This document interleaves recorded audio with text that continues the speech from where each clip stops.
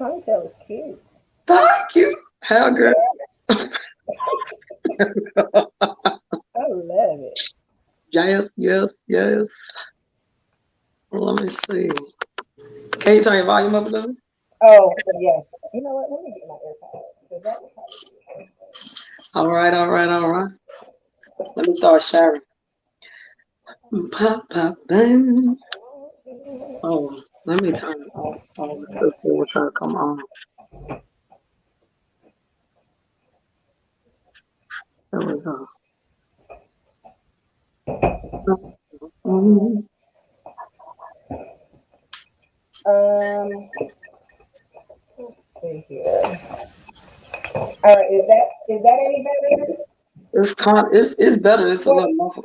What you using headphones? Yes, I don't know what I did with my AirPods. I think I left them Okay. upstairs. I just had them because I was gonna use them. You say you Um, gonna use them? yes. Okay, let me go. Let me go. Okay. Let me see what we have here. I need this stuff to come up.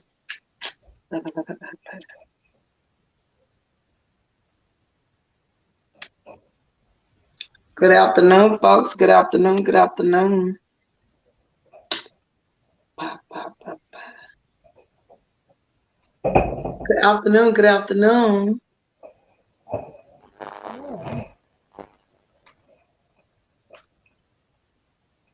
Holy God, I need to see.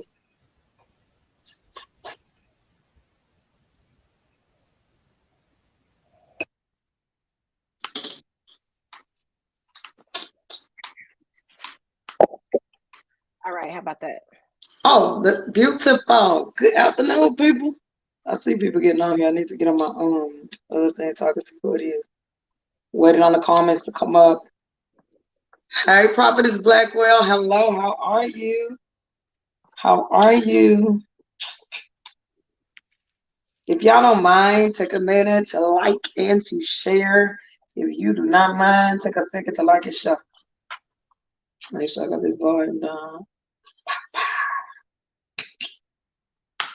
Good evening, Papa. Good afternoon, Prophetess Cheryl. Thank y'all for joining. Thank you.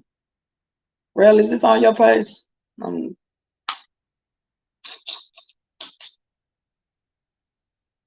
hey, y'all. Hey. Happy Saturday. Happy Saturday. I don't know what this all kind of crazy stuff on my computer. Pop, pop. I'm doing good, Cheryl. We're doing good, you know. It's cold in the great state of Texas. Hey, it's real cold for real. It was like 32 degrees this morning, which is way too cold for Texas.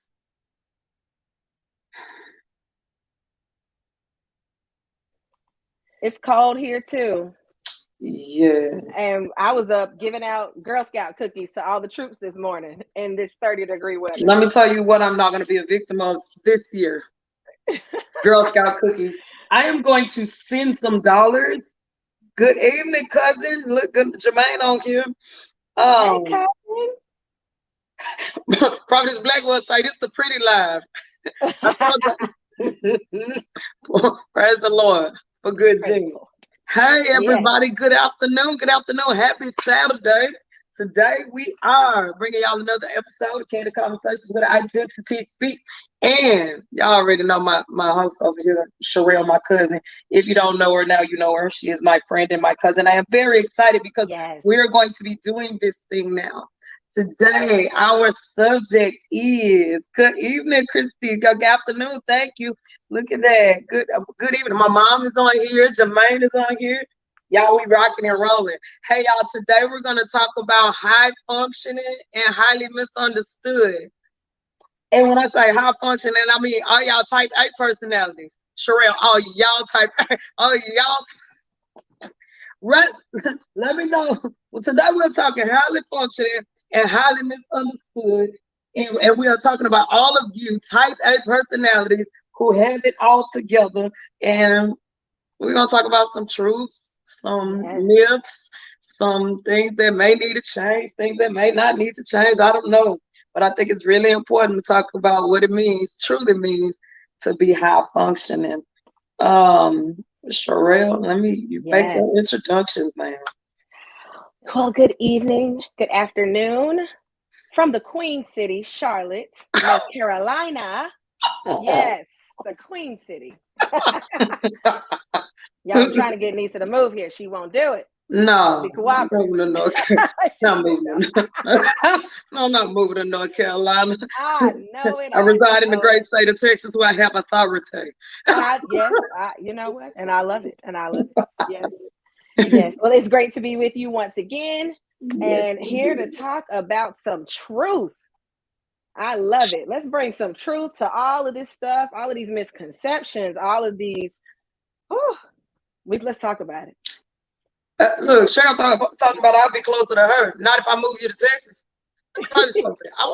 I will move everybody to Texas if I can. If I can make it happen, everyone will move. So look, the first thing I want to do is talk about a type A personality. First of all, we have 10 people on this live. Let me tell y'all something. Candid Conversations is a conversation. It is not a dictation. Good afternoon, Anthony. Thank you for joining. We're not dictating. We are not filibustering. This is not a TED Talk. Not yet. This is not a TED Talk. But so that means we need input and feedback. So here's the thing. I know a lot of type A personalities. Most of the people I know are pretty much, it seems like most of them are type A. Type A personality, you know what I'm saying? And so there's a thing about being a type A personality, I know. And so I wanted to go online and look at some bullet points to see exactly what they said about what it means to be a type A personality. So some of the things I saw was multitasker. So if you're me, her, she, I'm always multitasking. So being a multitasker is a thing. Ambitious, highly status conscious, proactive, time management concern, high expectations, competitive, hardworking, driven are some of the things I saw when it came to good afternoon. Shamika, thank you for joining. Thank you. Some of the bullet points I saw: speaks rapidly. Let me say something. I talk too fast. I know I do. Sometimes I'm talking entirely too fast, particularly when I'm ministering. Good afternoon, Mr. Shelby. And so I know when I was looking at these bullet points, I'm like, these things describe me perfectly. Some of them do, but I'm not an overly competitive person. I would say that, like, as far as being a type A personality myself, the one thing I would say is that the competitive aspect is not my thing. I'm competing with myself. Now, I am daily trying to outdo yesterday's me. Daily trying to outdo yesterday's me. But as far as Cheryl said I talk so fast. Yeah, I do. But as far as like competing with other people, I don't. I feel like I got enough that yesterday's me needs to be overcome and that I don't need to compete with anybody else. But those are some of the bullet points. So would you agree? What would you think? Yeah. Matter of fact, let's just talk about that that right there. Because a lot of times type A people are really trying to help other people become their best version of themselves. True. Let's be honest. Like, you know, a lot of people mistaken the drive, the intensity, you know, that for being self-centered, self-absorbed, when really you're just trying to get it done. You're trying to do it better than yesterday. And then whoever else wants some help and support, you're trying to provide that also, you know. So let me say something. That is true. And let me say that that is very true. And what people, so because you're driven, because you're ambitious, and if you have a good heart, right? Because not all type A personalities are nice people. Not all of them. Right. But if you're a person that has a heart for people, then what seems like pressure sometimes is really you saying, hey, I'm trying to be better than yesterday's me, and I want to be somebody in your life that's helping you drive too, because we all have goals, right? So it's like, okay, if you push me and I push you, if you know what my goals are, you make me accountable and I can keep you accountable, then we believe that there's a healthy level of resistance that can occur in that space. But you know what? That's only if people are healthy. That's right. Like if the people involved are not healthy, then it either becomes competition or it becomes misconstrued as competition, and the way the competition looks becomes unhealthy. And that's right. Listen, people are not good competitors. We see That's it right. all the time. Like the truth of the matter is, people are sore losers. They're poor sportsmen, and it's the reason why I don't like to compete, because I mean, if we're supposed to, people don't like losing, and I don't take no L's personally. Right. Exactly. So you know that there is a thing about driving the people in your circle, and whether or not how people view that. Yeah, absolutely, absolutely. Yes. Well, those are some fantastic points. You know, and as type A people, a lot of times, you know, we want to do what's right and what's best, and we want to help as many people as possible. You know, we want to get out there and be effective. And sometimes, you know, you said high functioning and highly misunderstood. Yeah. As type A people, sometimes we misconstrue what relationships mean. You know, we mistaken family relationships for friendship. Yeah. Right? We mistaken because we really are trying to better everyone. And I think when we can really understand the different dynamics of different types of relationships, it'll help us be better. But we kind of approach everything as gotta go, you know, approaching everybody as friends when everybody is not friends, meaning that they may not be able to receive what we're trying to put out. And while it may be genuine, if we're not taking into account the type of relationship with these different people, it will be misconstrued. So I think the other thing is living in a even if you're not a quote unquote type A personality, right? We have a society that drives us all to be high functioning. And so if it's your natural personality to push that hard, then it's easier for you to get in the flow of doing it. But here's the thing, and I know women do it, like in particular, women do it. Men don't emote as much. So when life is making them continue to go forward in spite of themselves, we don't hear a whole lot about it until they're at a breaking point. But women are doing it too, and we're doing it hand over fist. And it's like, okay, it's saying you got to be a good mom. You got to be an organized mom. You have to be a good wife. You have to be an organized wife. You're an entrepreneur. You need to be an organized entrepreneur. And so because I'm going through and doing all of this, because I'm looking at the people that are on here, and I know them to be high functioning people. Like, you're moving, you're getting things done, you look organized, everything looks fine, you look strong, your house is in order, or so we think.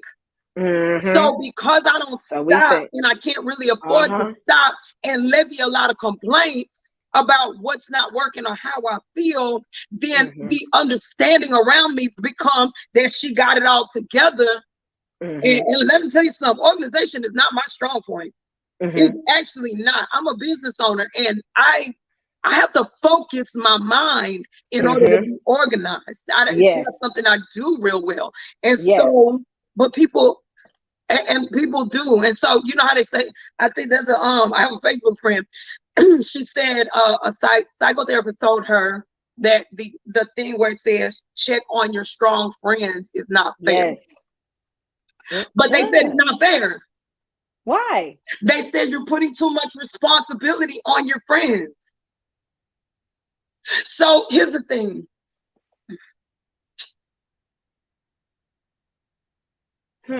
I could kind of see the point, kind of. If there was a responsibility that was being laid, truly. But why wouldn't you? If it's a friend. See, here, okay, we getting back to the difference between these relationships. Yeah. Because just because, like you said, when you introduced, like, I'm your cousin and your friend, and you are 100% right. But just because we cousins don't mean we friends. No. And so if it's too much for you to check on me, then that means that maybe we haven't reached friendship yet. Right. You know, and it doesn't matter. It should not matter what type of person it is. I think that it's more about, don't forget just because they look like they doing good. Don't forget to check on your friends that seem like they got it all together, because the ones that don't, oh, we want to call them every day. Like, okay, how you doing? Well, What's going so on? that's the thing. It's not that you're not talking to them; you're just not asking if they're okay. Mm-hmm. Yeah. So it said, when it says check on your strong friends, Mm-hmm. it's not saying, for me, this is how I saw it. I saw Okay. it as, you're not necessarily asking a person to do a thing that they aren't already doing. So look, Mr. Damien says friendship is a responsibility. It is. Mm-hmm. It's a It is. relationship. And there's a responsibility to be reciprocal, but respectful, right? So I'm gonna That's respect right. your boundaries. But what she said about understanding the nature of a friendship is important, or a relationship in general. Because if I'm always the person you're calling and all you ever need from me is help, then maybe I'm just supposed to minister. Maybe I'm Right. just supposed to be helped. Maybe Right. we're not actually friends. But Mm-hmm. if we do have what is considered a friendship, then Right. some of the time when you calling me, you need counsel, you need advice, it's cool. Be like, hey, you good? Right. You good? Mm-hmm. But people don't always do that. And it's because a lot of times I can appear to be fine to a lot of people, and on a day that I'm not. Right. Like, I can get, you know what I mean? Because Yes. the truth is, if I'm high functioning, I'm getting the work done. I'm That's getting right. the thing done. Whatever it is that I need to accomplish that day, I'm not going to not do it because I'm not okay. But hey, that's been a process. And that's the truth, because you know what? A lot of people equate productivity with okay. Like, you're doing well if you're being productive. Right. And for people that are high functioning, that is not the case. We're going to be productive regardless. My whole world can be crashing down and I'm going to still be productive. Right. But nobody's going to know that if they don't ask. Until it's all the way, until I have nothing else. I have nothing else. So let me talk about high functioning and highly depressed. Because some people out here that are getting it done, that are continuing to move, but you know how you have a functioning alcoholic? Some people are functionally depressed. Like, they are getting everything done. They look fine and they despondent. Yeah. Like, I went through it for a long time. And the other thing that it drives is anxiety. So I was either anxious or depressed. And it was because I was constantly driving towards an end that was expected by who? Right. Who was setting the expectation? And so I'm constantly driving to that point. And because nobody really thought anything was wrong, when they did check in, they were checking in on other stuff. Yep. Like, it got to a point where I would sleep for days. I was just laying down for days, and people just thought I was out there living life. I wasn't. I wasn't. And so therapy has been very important for me, just to be quite Yes. Me too. Yeah. Me too. And I'm still working my way through. Let me be honest. Listen, I went to therapy for the first time at 19. I keep a therapist on my speed dial. I keep one, and I'm in ministry. You know how we both in ministry. Actually, you know, you're supposed to pray about everything. I'm a pray, and then I'm getting ready to make this appointment. That's right. Yep, that's exactly right. That's exactly right. You have to have somebody asking the questions. Let's talk about asking the questions. You know, there are people, you know, we expect our friends, you know, to be there for us, and they do, but therapists know how to ask the right questions to pull it out, because a lot of times they pulling out what we didn't know was there. What we didn't know was affecting us. Right. And they don't we don't know it's affected because we keep going. So some other bullet points I saw for like this type A personality trait. And the reason I'm focused on type A is because everybody thinks that the type A is doing it right. Yeah. Because if you're truly type A in the way that they're talking about, you look like your house is straight. You look like your finances are straight. You look like either your career or your business, whatever you've chosen, you make it look like that thing is working for you. You look like your marriage is good. And so everybody is driving towards wanting to be that. And so when it says that you're highly status conscious, it has a lot to do with the fact that this particular group of people move in a way that makes everybody think that they're okay. And so then everybody starts coveting that you covered in the whole personality type at that point, and you don't really understand what it takes to do that. And that is not what you think it is. It is. That's right. That's right. So, that's right. And like rigidly organized. I tell you, look, I got 2 businesses in the ministry. Organization is the minute I can afford a personal assistant, I'm getting one. Yeah. So organization is not my strong point at all. Ambition can make you ill. Like depending on how hard you're driving, you know what I mean, towards whatever it is that you're driving towards. And yes. How do you believe you can be anything you want to be? Yeah, I do. You believe you can be anything you want to be? Skill set anything you want to be. Well, let's talk about what that means though. I do believe that if you got a dream, it can be achieved, but it's gonna take work. Right. Like it's not just I'm gonna go out here and I'm gonna be a dentist. No. You're gonna have to go to school, you're gonna do some training first, and you can be one. But you gotta put the work in. Okay, so let me ask you this. Okay, if I want to be a dentist, and I know it takes a lot of science and math, and I've never been able to really pull math together in a way that I've even been like my math skills are subpar a bit. Trying to get through dental school is gonna be real difficult. And I may want to clean teeth for a living. But if I don't have like if my mind is not built to compute in that way.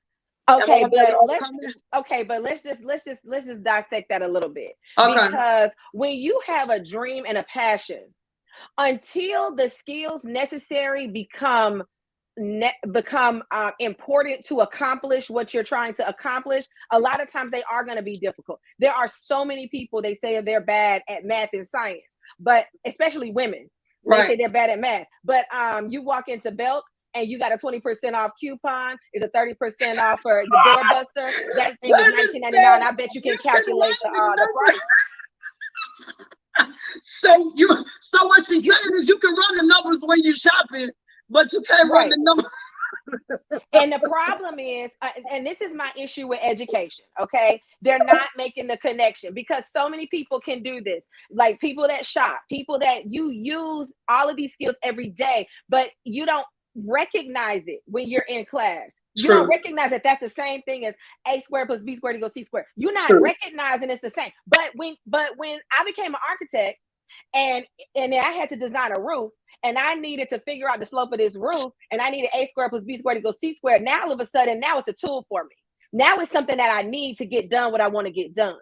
Right. So your brain works differently when you're working towards your passion and you're trying to accomplish a goal. If I'm just doing a sheet of assignments, I don't really care a whole lot about that. Okay, so the passion is the thing, right? So we're talking about high functioning and highly misunderstood. So if I have a passion for a thing and I'm willing to take the steps that I need, even in difficulty, to learn what I need to learn so that I can walk in that I'm passionate about, that's one thing. But there's a thing that people have, like I knew every kid wanted to be a doctor or a lawyer because we thought that's what you do when you're smart.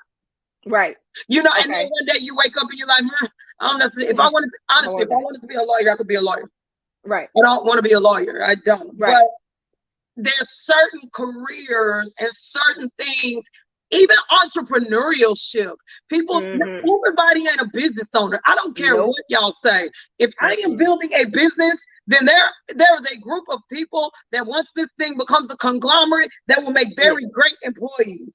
Yes. What will not happen is that people literally meant to be in a business structure as a type of employee is not automatically going to be good at business because we want to be free. Because that's the idea. When I go into business, I have the freedom to do what I want to do. No, you don't. That's not how that works. And I don't. So the idea that when I say people can be whatever they want to be, there's this misconception that I'm going, that. And that like you ain't gonna just pick it, right? Yeah, it's just gonna work. And I believe that when you understand who you are, then you're able to understand what you're passionate about, and then you're able to come around that passion, because identity is preceded by purpose. Purpose follows identity. But if you are running around here trying to pick and choose based on what it looks like is successful and effective, then you're constantly you're going to be constantly at a deficit. But there's a thing about looking at other people. And that's why I'm saying like the high functioning thing, Man, being a pharmaceutical sales rep wasn't easy. I have to be able to understand statistics, and that is not my strong point. But it's something that I needed to do for what I wanted to do. But at the same time, people looking at you like what you're doing is easy, not understanding that these are things that really drive people to illness. And let's just talk about that a little bit more. Just because I'm good at it doesn't mean I like doing it. Okay? I am good at a lot of things. A lot of stuff. But that does not mean that this is what I want to do. And so I think that, when you're talking about highly functional people, they're good at a lot of things. They're good at getting stuff done, and people will overextend them without giving them a choice. Like ask me what I want to do. Don't decide what I'm going to do because I'm good at some things. You know who does this well? The group of people that does this very, very well? Single mothers. Single mothers can have 3, 4, 5 kids. Their kids are going to be straight. Their house is going to be straight. They're going to work every day. That woman will be absolutely exhausted. But because every time you ask her to show up, she shows up, people continue to ask her to show up. And so this is what I mean about the misunderstanding. We're looking at people that look like they got it together and look like they're making it work when it's like, she got 5 kids. Has anybody asked her, look, I don't want to send my kids to your house. I don't know you. But have I said, you want me to come over there and sit while you take a break, while you run around the corner? Right. Yes. Because at the end of the day, high functioning or not, they're people too. And we forget that people still need rest. They still need a break. They still need, and that is something that we fail to provide for our high functioning friends and people is a break. We think, oh, I can call on them and they're going to be reliable. Yes, but don't call on them every time. Say, you know what? Let me get somebody else and let me figure it out. How about that? Let me tell you something. The figure it out part is the thing. Listen, I'm not even trying to be funny. The reason why you see so big, you Cheryl are high functioning because you figured it out. Sherelle is high functioning because she figures it out. Listen to me. I was driving in Fort Worth one day, right? And my tire blew out. And you know why my tire blew out? It blew out because I drive like that's like women drive. I turned the corner, hit a curb. And I was like, and I felt it blow. And so when it blows, I'm sitting on the side of town at 5 o'clock in traffic in the Dallas area. Right. And wondering if I'm getting ready to wait on a man to come 3 hours from now to come change my tire. I had never changed the tire before. I figured it out. Yep. With 3-inch pumps on. Exactly. I figured it out. That don't mean that I'm adapted. That don't mean I want to do it. That don't mean I want to do it. I don't want to do it. So part of the high functioning misconception is that just because a person gets it done, that is what they want to do. And so if you're not careful, people will get pulled into being responsible or trying to make somebody responsible. And here's the thing, if I'm high functioning and you're high functioning and we both about getting a thing done, we can do it to each other. Yeah. And it's something my mom said about taking for granted. You take the position for granted. You know, if you're not careful, you end up taking the position and the person for granted just because they will be effective in a space. I can cook. I'm not cooking every day. Nope. If I meet a man and he's talking about dating, the first thing he asks me is if I can cook. I send him back home to his mama. Yeah. Don't let You're going back home to your mother. Yes, I can cook. I'm not talking to you about that today. Like the first thing you talk to me about is not getting ready to be in the kitchen. It's not. Not at all. So let's talk about multitasking in this society. Multitasking. We're juggling. So this is how we keep rolling each other into more and more responsibility, making each other responsible for more because it looks like I can effectively do what I'm doing.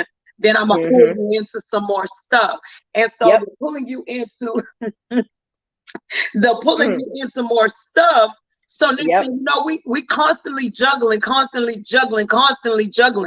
But let me say something. Like when I was looking at this, some of it, you talking about some of the negatives, right?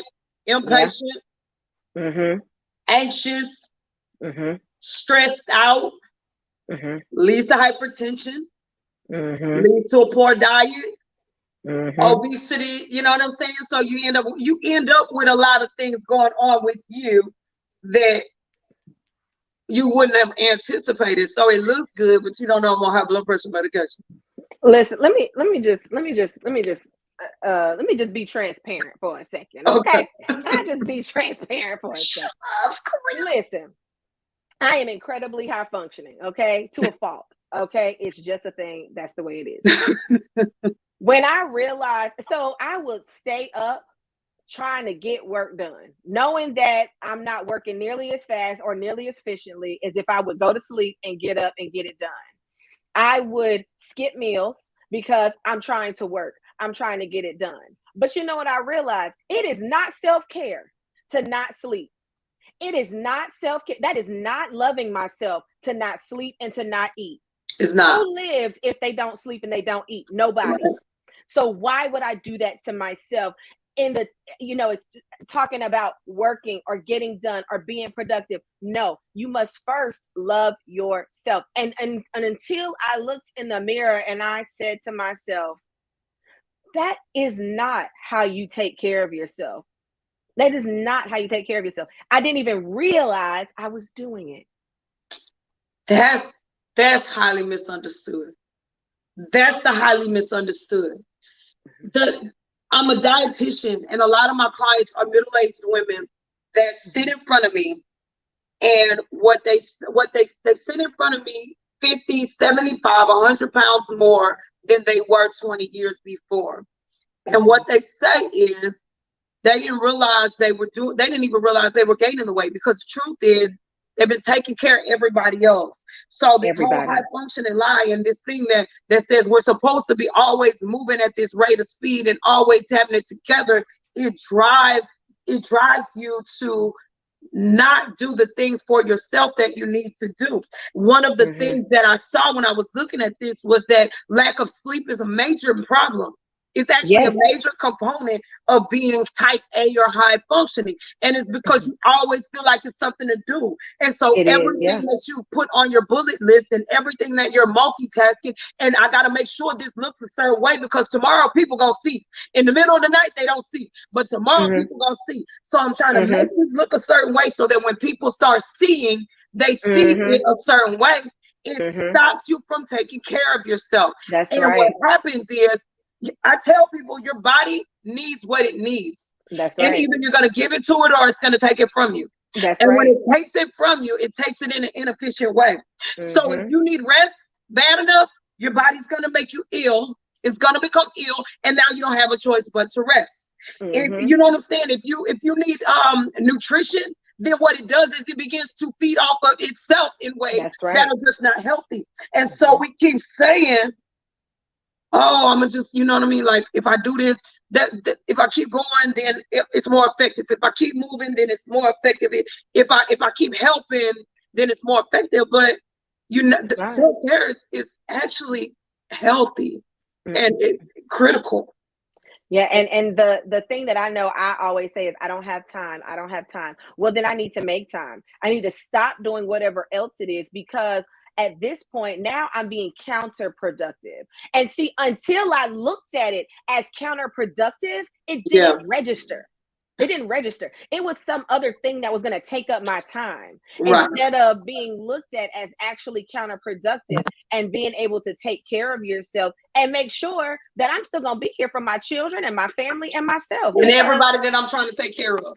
Yeah, because like, what good is self-care going to get my hair done and my nails done if I'm not going to sleep and I'm not eating? What I'm gonna be pretty in a casket.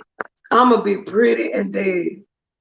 Don't let me be dead and pretty. I don't want to do that. That ain't true. Like dead for my time at that because I'm out here doing the absolute most. No. Right.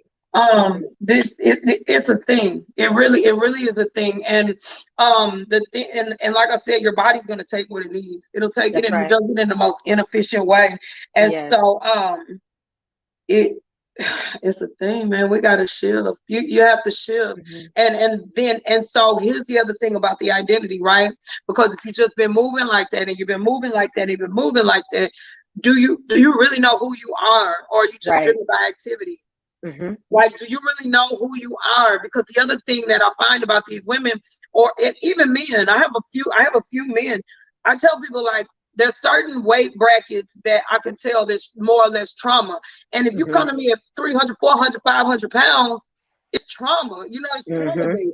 And then the question becomes, who are you?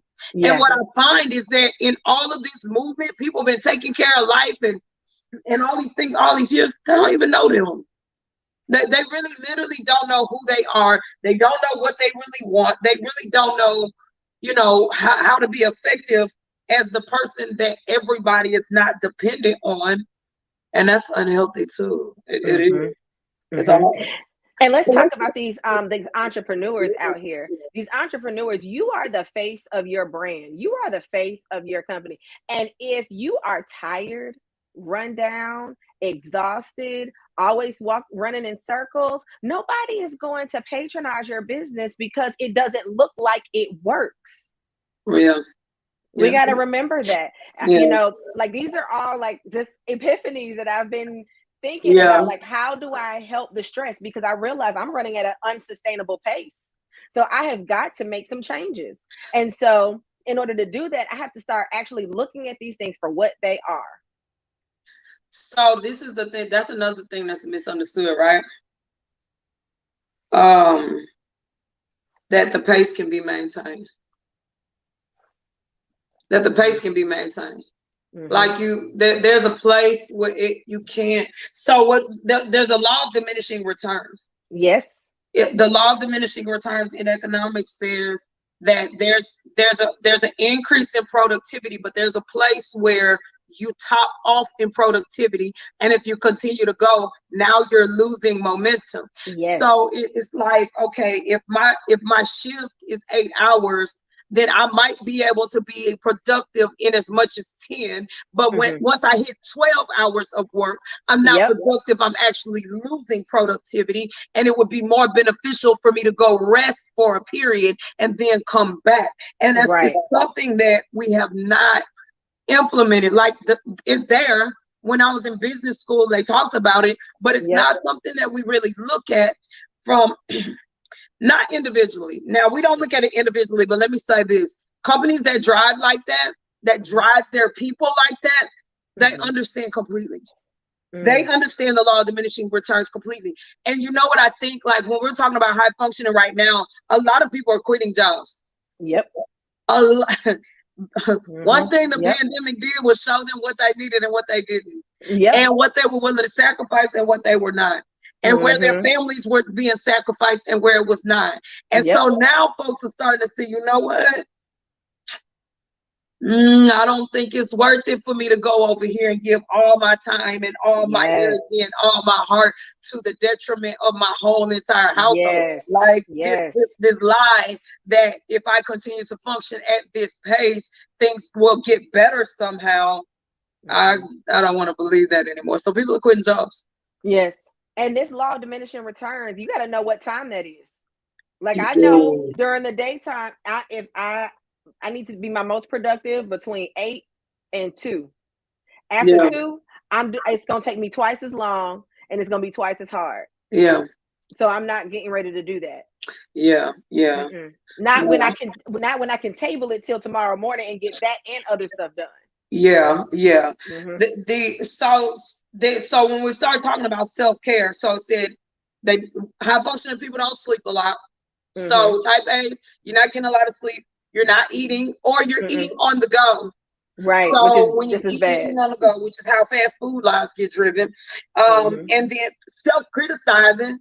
Hmm. Y'all think that because somebody makes it look good that they not beating themselves up. The other thing that you like, I have a circle of people, friends and family, that say, "Hey, you're doing a good job." Y'all Hmm. know how the baby over here, and they routinely, "Hey, you are doing a great job, mom and her," and it Hmm. catches me off guard. You know what I mean? But you look at your friends if you are aware. if there's an awareness. But in a lot of places, there's not. There's not an awareness, and nobody's saying anything. And so there's an internal dialogue that'll happen if you're not careful. It's why I'm very, even when I minister a lot about speaking the reality that you know is supposed to exist. Because if you're not careful, then you'll begin an internal narrative that's like, okay, this didn't go well today. This didn't go well today. That didn't go well. And it'll keep going. Like, it'll feed into multiple days. And the next thing you know, you got a whole drama in your own head, thinking that you're not doing good enough. Right. And let's talk about that for a second, because nobody holds their tongue when it is time to tell somebody they didn't do something well. When there is criticism to be given, when there is feedback to be given, trust me, it's going to be given. But for whatever the reason, for the high functioning group of people do not want to tell them that they did a good job, for fear that they're going to get a big head, that they're going to do this, that, and the third. But understand, if all I'm hearing is that I didn't do it well, guess what? I'm going to keep driving until I get it right. Until I quote unquote get it right, which is nothing but compounding the problem. You know, it is so important to tell everybody, but especially your high functioning people, when they did a good job, because I guarantee you they didn't see it. It's hard. It's hard. You think that the high functioning people know they did a good job? They don't. Because they constantly beat themselves up. There's a constant, they're constant, because listen, so every single attribute that looks positive can serve you in a negative way if you're not careful. Multitasking is cool when multiple things need to be done and you can do it effectively. But when you develop a life of always multitasking, your attention span is this long. And so when you need to focus, you struggle with focus.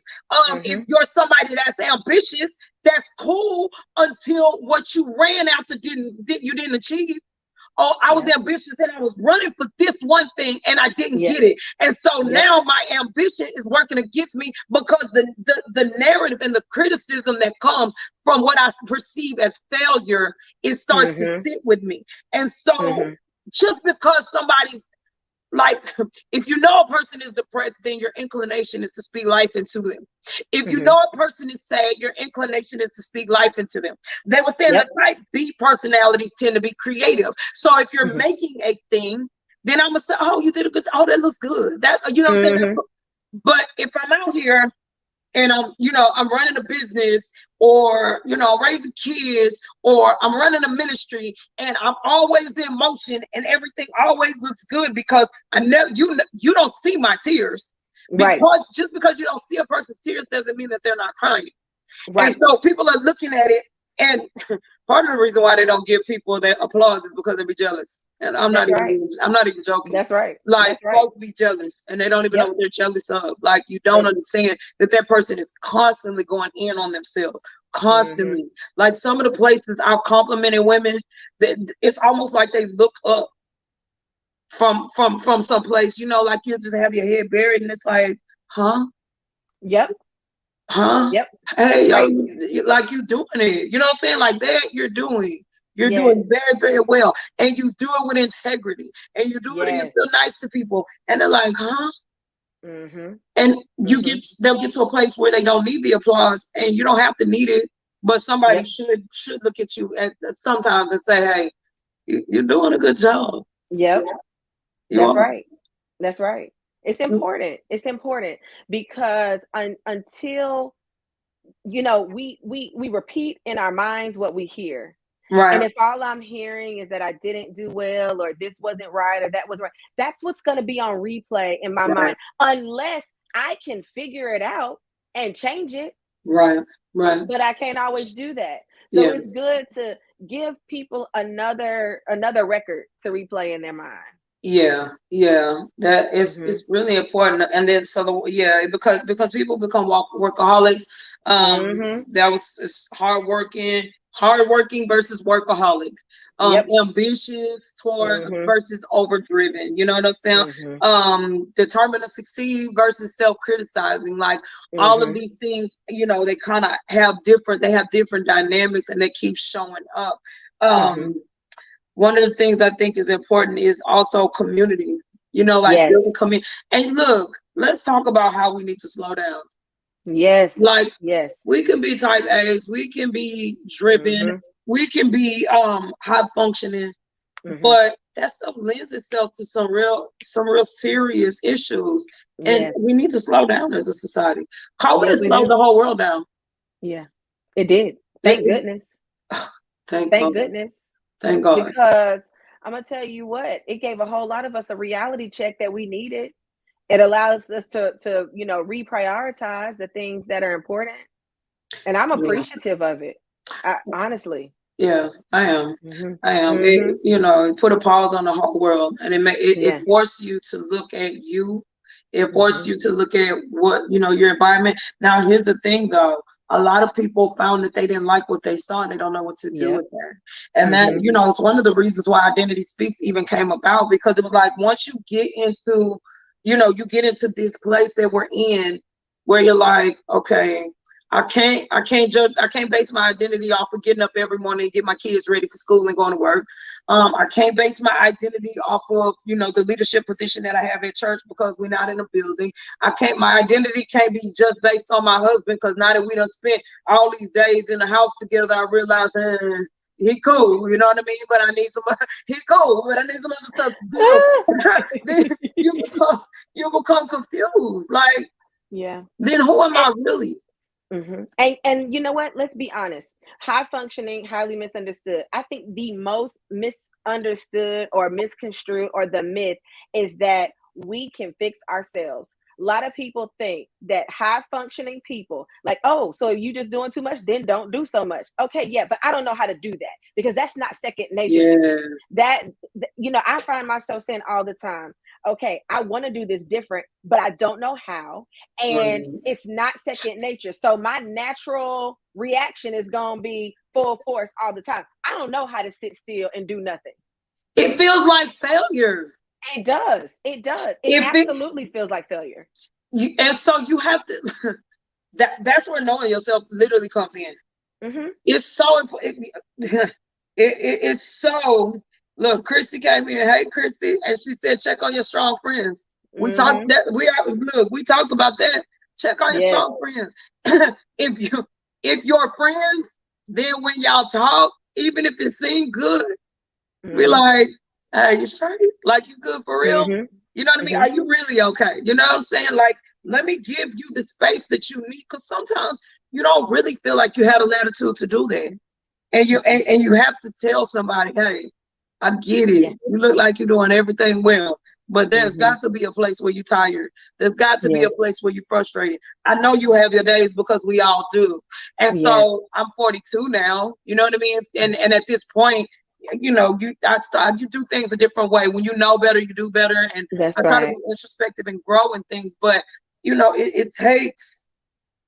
It's Cheryl does. Let me tell you something. She said, I be messaging you with you good. She literally does. Like every couple of days. Yeah, and we talk. It's not because we're not talking. We literally talk. But she be like, so y'all straight? You pretty good? And I'm like, yeah, we good. Or no, we're not. Because this is not always, you know what I'm saying? Like, it's not always yes. And if we not, look, like, let me just say, I didn't know how to say no, I'm not. Oh, let's talk about that. I didn't know how to say no, I'm not. And let me just say this other thing about sleep. I just wanted to drop this in here. I realized that I felt like sleep was a betrayal to success. Well, somebody type there. Hold on. I feel like sleep. I got it.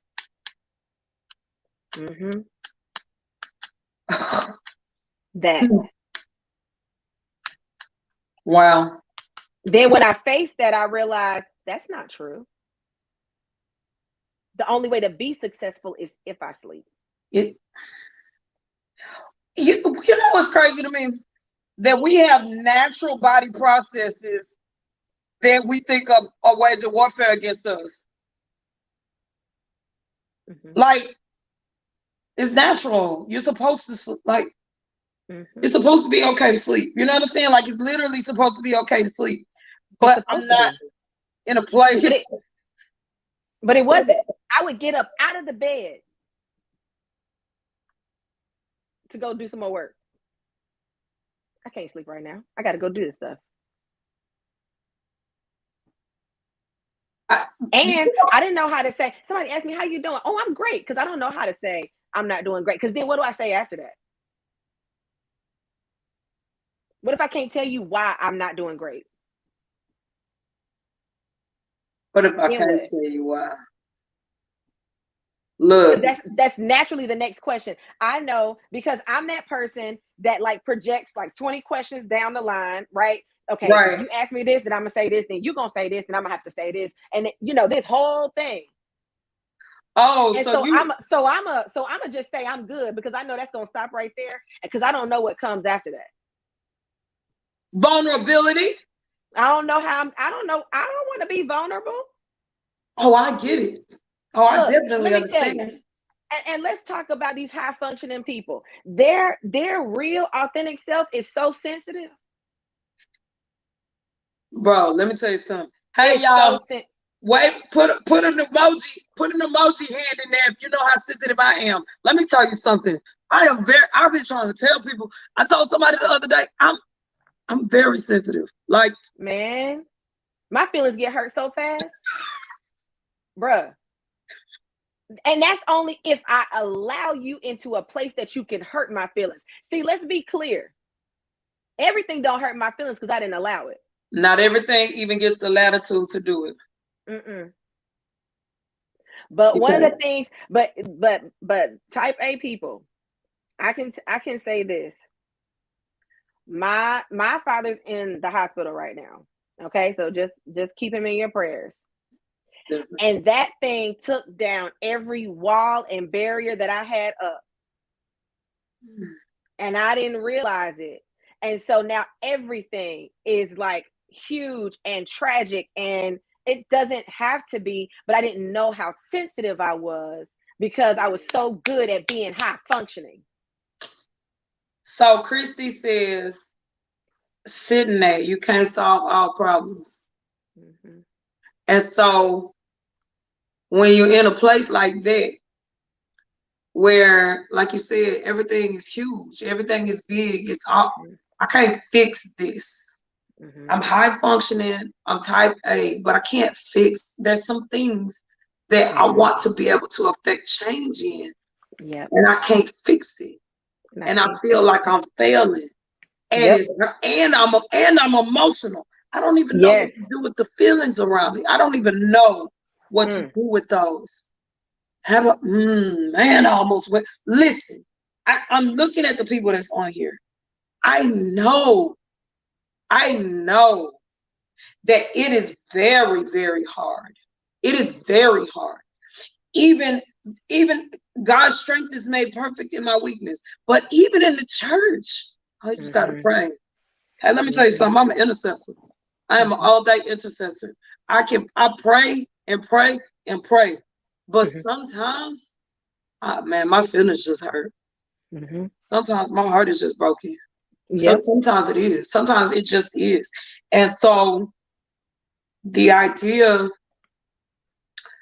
of, like you said, if you ask me if I'm okay, and I say okay, it's because I don't, like you said, I don't know what am I gonna do with the next five questions. Right. I don't know. What I'm gonna do with the next 5 questions. And here's the other thing. The discomfort that starts to arise in people that's used to you being okay. Oh, honey. Listen. You can't handle me not being okay, so don't ask. Yeah. Like people that people will ask and then get straight uncomfortable when they figure out, oh no, it's something real going, like she really got an issue. Yeah. she really listen, when I start crying, it's a whole situation. When I start crying, it is a whole entire production. And it's not because I'm being dramatic. It's because it's probably been a while since I just emoted like that. Now, I'm gonna cry when I need to. And I can't tell you how many times I got hit with the "Are you okay?" And I said, "Nope, it's rough. This is going." I said, "Okay, well, I'll talk to you later." That part. Cheryl says, sometimes just pray about it, don't cut it when you're just trying not to die. No, come on. Okay. Can I pin a comment? Yes, you can. Sometimes Please pin that. so I ain't figured out how to do it. Sometimes oh there it is. Sometimes I'm just trying to figure out how not to die. That's what I want to do. I am trying to survive. That's what I'm trying to do. I keep saying this, that people don't commit suicide. If it's mental illness, it is. But somebody that's not been suffering with a lifetime of mental illness is not wanting to die because they hate life. It's because it's too much pain. It's too and much. I haven't figured out what to do with that place. Yes. And I haven't figured out how to shift the hurt. I haven't figured out what to do with that. And the thing about it is, it's the high functioning people that commit suicide that confuse the whole world. Yes. He did what? Right. He did what? He was worth $7.5 billion. And he did what? She was Miss America. Miss Universe, what was that? She was 30. Miss USA, last week. That young girl, everybody would assume everything is okay. Let me tell you something. COVID did not produce mental illness. It didn't. And not everybody who's suffering from mental illness since we've been in this pandemic was ill before. Nope. They became faced with some realities that they didn't know how to deal with. Miss USA. Come on. They were faced with realities that they didn't know how to deal with. And the pain of finding out that I don't know me, I don't understand me, I don't know what my purpose is, I don't know where I'm going, and I don't know how to fix that. Especially, let me tell you what, if I'm high functioning, I'm type A, and you type all my controls, I'm in control of nothing. Right. I don't have any control anymore. And when I don't have any control, you better know what to do and where you can turn when everything that you've been able to control is no longer in your hands to control. Because if you are talking about your high functioning, I'm telling you right now, those type A personalities continue to go because they can't control something. But if I can't control nothing, then it looks like everything I touch is failing. And that's a place of despondency. And now you got high functioning and highly depressed. That's right. And you know, we desperately search for a little bit of control, just to right the ship, just to have a little bit of normalcy. I mean, and if you're a type A person and you are going into entrepreneurship, this is something you got to go in with eyes wide open, because there is so much uncertainty and so much, ebbs and flows with everything. What I had to do was get a game on my phone that I was in control of. And when I started feeling some kind of way, I needed to go play my game where I can, okay, this got to happen like this got to happen like this. And it settled me. Yeah. So that I can continue in this thing that don't make no sense. Yeah, right. I started doing resin art. I had to find an outlet. I had to find an outlet. And so I started doing resin art. And when I'm doing that, like, or when I'm redoing furniture and stuff, so I do a lot of DIY. I'm working with my hands. Then I'm not focused on, everything else. I can take some time and just be in a space that's creative. Being a believer, you know what I mean? As like when it comes to identity, I'm rooted in Christ. So that process taught me that I don't control anything. But it was a very difficult process. And if you're not rooted in something that can solidify you in a faith of some sort beyond yourself, let me tell you why atheism is so dangerous. It's dangerous because it literally tells you there's nothing above you. And if you feel like you are failing and there's nothing above you, then how do you function? Like, how do you find hope? How do you find a resolution? How do you? I told you, it's not natural. I don't know what to do. I don't know how to do that. I don't know how to look. This is the thing that I say all the time. This is what I say to my therapist all the time. I don't know how to remember what to do when it happens. Yeah. I don't know how to remember. And this is what I'm working on. How do I remind myself? Because it is not second nature. It is not something I've learned yet. I'm still learning it. So Right. how do I remember? I still haven't figured it out yet. I'm trying. There's an anxiety. So anxiety is a big problem with being with the type A life. Mm-hmm. And so I tell people anxiety is a conversation that you're having with yourself. Yes. And anxiety is your emotional response to things that have not happened yet, to the way that your mind is projecting into the future about said event. And the way our minds work is always going to give you the worst case scenario. Yep. It's going to give you the worst case scenario. Mm-hmm. Oh, Christy said, look at this. She said, pick one thing a day and choose not to solve it.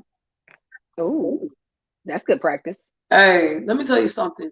First of all, it'll make you intentional about looking at everything that you're trying to solve in a day. Like in order to do that, you would literally have to stop and say, let me see what's on my list of things that have to be done and have to be resolved.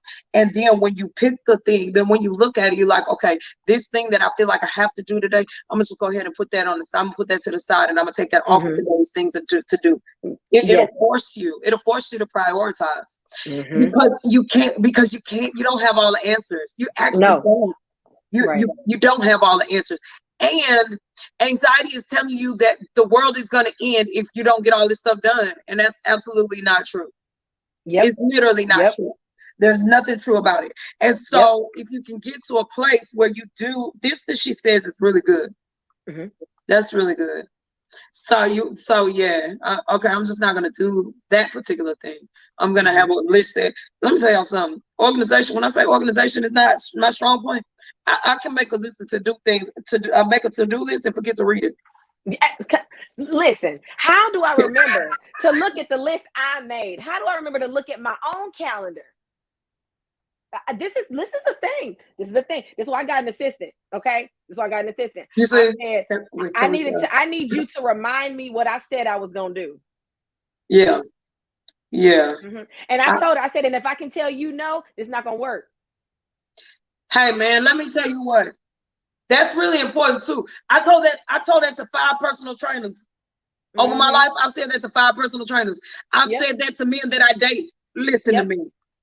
If you're trying to exert any type of authority or get me to do anything, if I can tell you no, this is absolutely not going to work. There is no way that I can be in a relationship with you if I can tell you no all the time and you just take my no.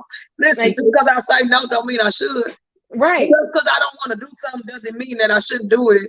Exactly. And if I can control what I brought you in to do, I don't need you here. I don't need you. Exactly. I don't. But the other thing that has to happen is just because I look like I have it all together doesn't mean that you shouldn't criticize in a constructive way where I need to be criticized. One of the most important relationships in my life, the reason I like this, like the part of it that made me so happy was that this person could see my faults, say them, and love me and help me help me repair them. You can get to a place, like you said, if I do a thing, I'm gonna do it well. That's just I'm gonna be determined to do it well. I do a lot of things well. But so people would get so enamored by that they're literally using you. You get to a place where people are just like, because you do a lot of good things, then I'm gonna just focus on the good things because the good things you do work for me. I'll never tell you where you need to improve. I'll never be the person that speaks into places that you could do better. And so it's not that I don't know that I have faults, it's that I'm spending so much time continually doing the things that I'm good at because everybody needs it, that I don't get to work on some places in me if I'm not deliberate. That's right. And let me just say, the high functioning people, we know when feedback is not genuine. Oh, God, and when it lacks love, like don't think just because I'm high functioning, you can just give me feedback and criticism and pretend like it's in love, and I'm not gonna know. Because remember, I'm sensitive. Y'all, please, if you take anything away from this, understand that the reason type A's keep everything so tight is because I don't really trust anybody else to do it and I don't want to fail. And so, because the failure makes me too emotional. Good afternoon, Prophetess Suzette. Thank you for joining. The failure makes me too emotional. And so rather than taking the chance that if I pass this off, failure will occur, I'm going to hold on to everything. But that don't mean you could just say anything, because I am emotional. I am sensitive. And let me tell you something, sensitivity don't always mean I'm a cry. Nope. You don't want me to talk to you crazy, and I'm trying not to. So don't, like, if you're not genuine, then no. And you got to be careful, y'all. Everybody can't speak into your life and in your space. But you do need people that will. So somebody that is always criticizing is problematic, but somebody that never shows you where you need to change is equally also problematic. They're equally as problematic. Yes. Equally as problematic. Equally. If the people in your life never tell you where you can come up higher, they're just as bad as somebody that's always criticizing. They are. That's right. And if you're a person that cannot be talked to, then you're your own problem. That's right. You actually are. And if you're a type A personality and you cannot take criticism, you're gonna fall on your face one day, and it's gonna be very, very painful. And I would say you need to evaluate who's in your life, because you clearly don't have the right people. You cannot take the feedback, because here's the thing: when the right group of people, person, whatever comes along, friend or whatever, and they can love you, they can speak life into you, and it's gonna penetrate all of those layers. If you don't have anybody that can do that, you need to evaluate who you're around. You do. Christy wants to know if accepting the fact that you needed an assistant was hard for you. No, but let me tell you what was hard for me: letting my assistant do anything. So you knew you needed her and you brought her in, but then you didn't want to let her do the work. But I didn't want to let her do that. And so she asked me all the time. She was like, "What can I do to help you?" I said, "I'm gonna be honest, I don't know. So we're gonna have to sit down. We're gonna have to talk about it." Like, something she just flat out said, "Look, I'm doing this. You're not. Period. Don't ask me no more questions." And I'm like, okay, cool. But she has to be able to say that without being scared.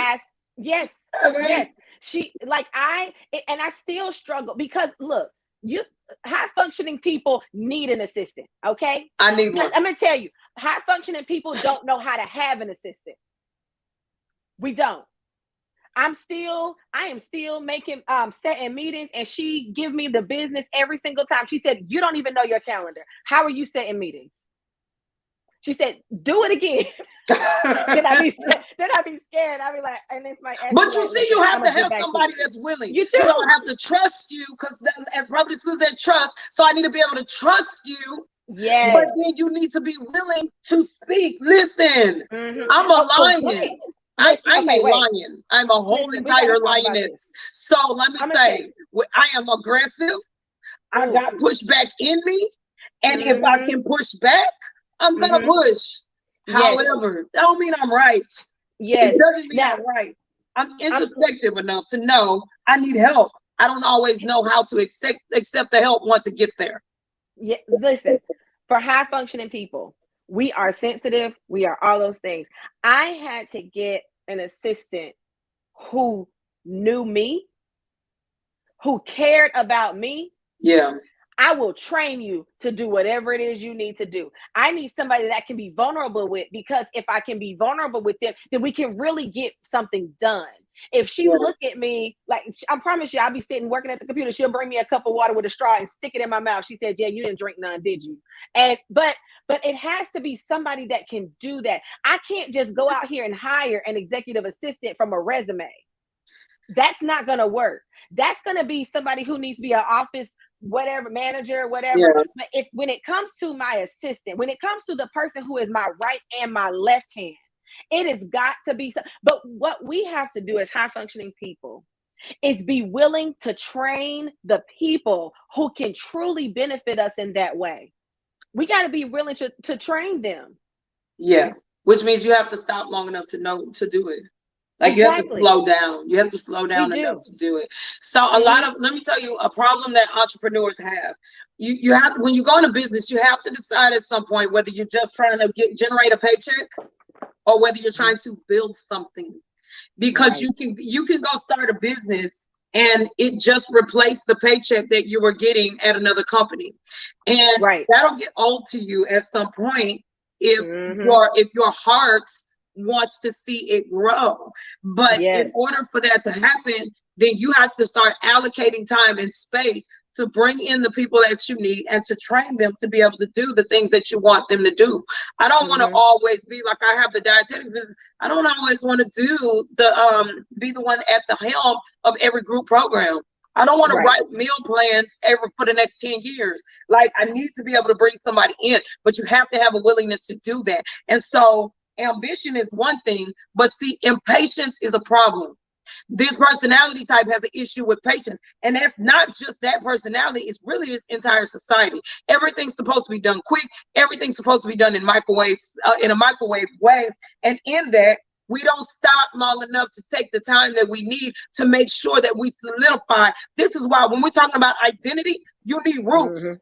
And everything you do needs roots. And if you don't take the time to get the roots and dig them deep in the things that you're doing, then the wind's gonna come, it's gonna blow it over. That's right. And that's people are literally blowing over. That's That's what's right. happening. They're blowing Yep. over Mm-hmm. because we're not rooted. Mm-hmm. That's right. I That's mean, right. you can get a tree that grows high, but if the roots don't go deep enough, at some point, either It's gonna the fall over. water's gonna wash away the dirt, or the wind's gonna blow it down. That's So right. it's important, to do that. One Mm-hmm. thing I said, Alicia said, her fear of failure has crippled me throughout Mm-hmm. my life for walking in a purpose. So one of the things that I will say, because the fear of failure is the thing.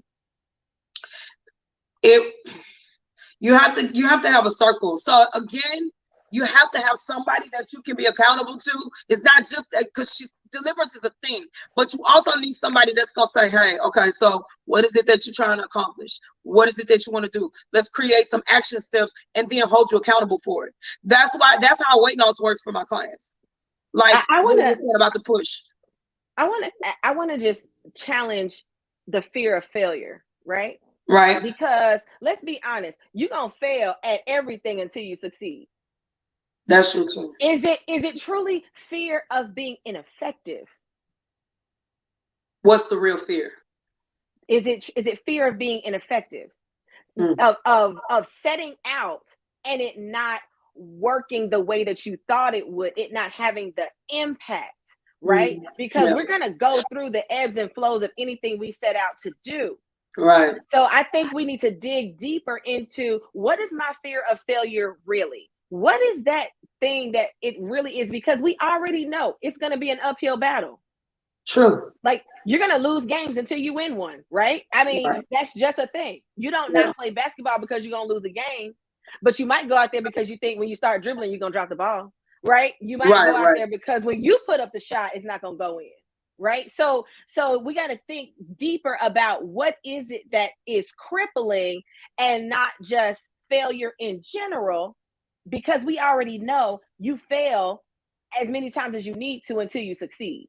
And part of that is perspective, right? Because Yep. if I set a goal and I don't hmm accomplish it for whatever reason, do I look at that as an actual failure? Is it a learning opportunity? Is it something that I need, what I'm saying? Is it something that I needed to restructure? Is it something that I didn't need to be a successful at to begin with?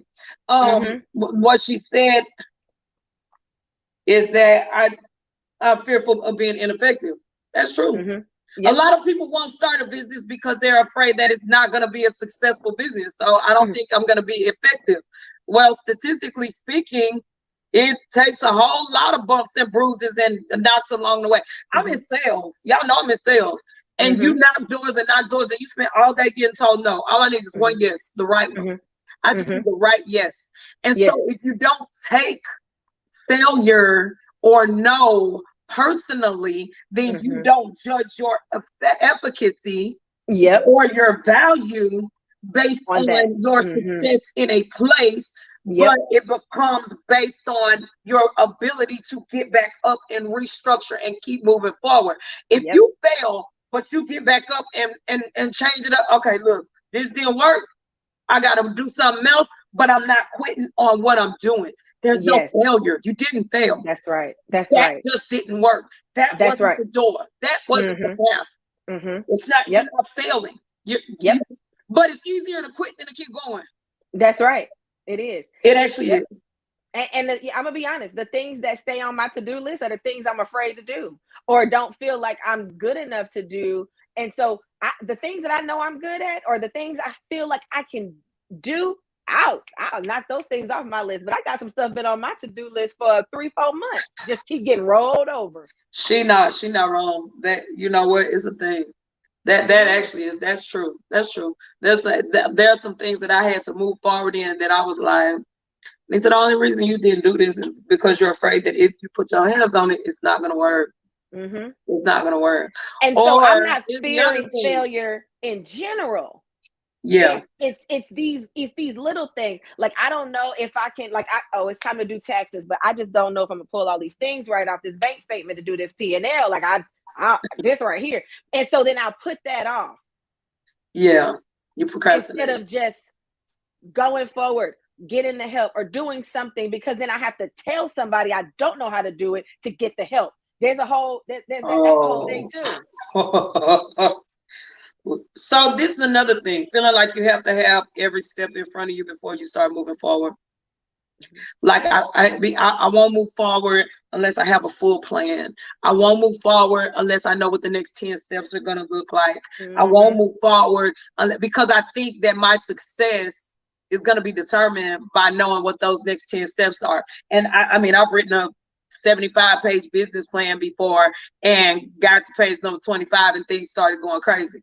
You know what I mean? Like, you start walking the process out and you're like, this ain't going the way my business plan said.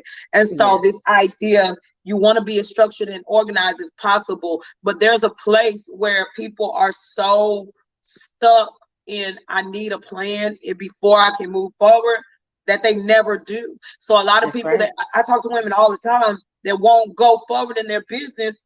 I'm talking about simple things that have no overhead. They're like, well, I need this money, I need that money. No, I can give you 10 ways to start that thing out of your car. For nothing more than gas. You know what I mean? And so if you have somebody you can bounce ideas off, that's great. But the other thing is, you have to know whether your need for planning is actually crippling you because you just refuse to go forward and know in your own, I don't want to say faith in yourself because you don't want to do that, but I do want to say confident in your gifts and abilities. So like you said, if I'm passionate about this and this is what I'm going to do, then I need to move forward in the confidence that I am equipped to do this thing. So I have some of the steps, but I don't need a whole picture in order to get going. You don't have to do that. No. But it happens a lot. It does. And I'm going to just say also, sometimes we don't have these conversations because we don't know how the other person going to respond. We don't know we don't know how the conversation gonna go, so we just fail to have the conversation at all. It goes back. That goes back to, if I tell you I'm not okay, how you gonna respond? If you ask me how I'm doing and I say I'm not okay, when we get to question number 6, and I'm in tears, you know what I mean? Like, what do I do with that? And if you're the person that's always strong and people see you in your moment of quote unquote weakness, now all of a sudden you feel like you're weak. Yes. Oh, can we talk about? Listen. Okay. There is a hold up. Oh, you done struck a whole something. Because let's talk about women for just a second. Women in business, women trying to do anything. The moment in society that you don't do it well, you are no longer able to do that thing. Period. It is how society works. Like, it is for whatever the reason. You are not allowed to make a mistake, because as soon as you make a mistake, you are now unqualified. And it's not the truth at all. And we don't help each other because we kind of do it to each other. So we have particularly when you're in business, When you're in business, it's a lot of male driven businesses unless you out here selling waist trainers and paparazzi jewelry. No shade, whatever your business is, let it be. But you know what I mean? If you're in like your architect, we talked about too, architecture and pharmaceutical sales, a whole bunch of men. If I mess up an account, listen, if I mess up an account, they messed up an account once, and I had to work to let them remind them that I didn't do this. You did this. You're trying to hold me accountable so that other people are not. But if we're not careful, even as women, we tend to hold each other to this standard of perfection that is unreasonable, it's unfair, and it's not encouraging. And so to me, that goes back to the competition aspect. Like we're competing unrighteously. If you want to be, I understand people feel like competition can be good for driving each other and motivating each other, set benchmarks and stuff like that. Like I said, personally, I want to be better than yesterday's Nisa. I'm not trying to outdo Sherelle, and I don't care if we're in the same space. I'm just not. And so, but because we're operating with a scarcity mentality in so many places, scarcity in business, scarcity in relationships, scarcity in ministry. Like there's just not enough for all of us to be effective and to have a place, and we're holding each other to a standard of perfection that we really can't even meet. It makes you lie. That's it. It'll make you lie. It'll make you lie. So I think, like, I guess just to kind of start wrapping it up, high functioning, highly misunderstood. One thing is that, hey, we know you're emotional. We are, you know what I mean? So let the emotions be real and find a place. Get you a good therapist. I think it's hey. Yes. I recommend always having a good therapist.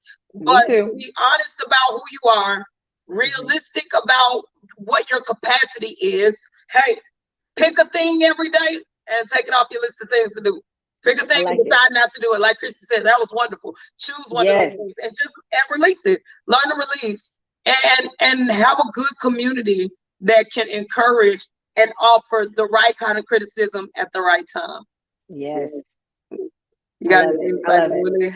So, the last thing I just want to say is take a moment to enjoy where you are. See the good in the day, even if it's a bad day.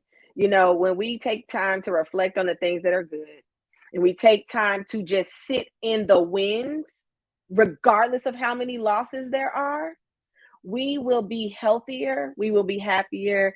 And, the most important thing, take care of yourself. If you don't, you will not be healthy for anybody else. And that is eating, sleeping, these basic things that we need for life. Getting your hair done and nails done is great, but it's not great if you ain't slept and you haven't eaten and you ain't drunk no water. All right. That's good. Every day, two things. Pick something on your to-do list and choose not to do it, and find a win. Every single day. I don't care what kind of day it was. Find a win. Find a place in the day that you can be grateful for. There is always something.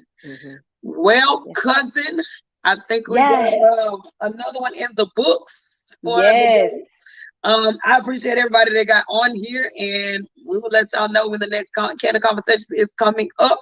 But hey, y'all can inbox me, give me feedback. If y'all got questions, topics, anything that you want to see us talk about, we would really love to find out. And with that, y'all have a great night. Bye. Bye.